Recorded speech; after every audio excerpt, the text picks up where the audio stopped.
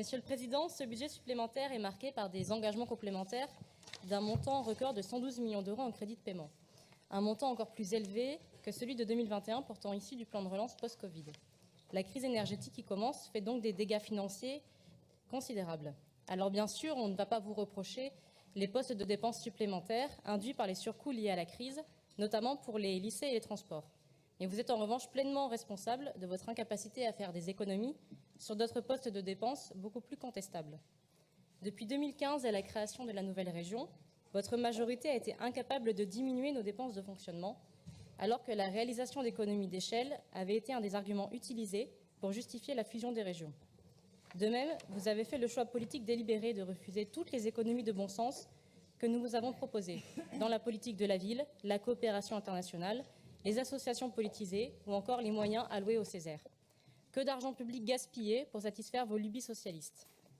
De plus, ces dépenses supplémentaires devraient, pour être viables, être compensées par une hausse des recettes. Or, vous avez été lâché en rase campagne par le gouvernement qui refuse catégoriquement d'augmenter cette dotation à destination des collectivités territoriales.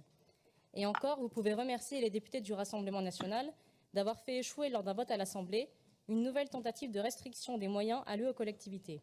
Sans nous, c'était un plan d'austérité drastique à votre encontre qui aurait été adapté par la Macronie, et ce, dès l'année prochaine. Fini donc la période du quoi qu'il en coûte. L'État ne veut plus jouer son rôle de soutien aux collectivités, et en dépit de vos fantasmes décentralisateurs, vous semblez vous en accommoder. Vos amabilités à l'encontre du président Macron n'auront donc été d'aucune utilité à notre région. Fort heureusement, les élus RN, attachés à une réelle autonomie financière des collectivités, ont fait reculer un gouvernement qui voulait faire reposer sur vous et sur vous seuls son incapacité totale à assainir ses finances.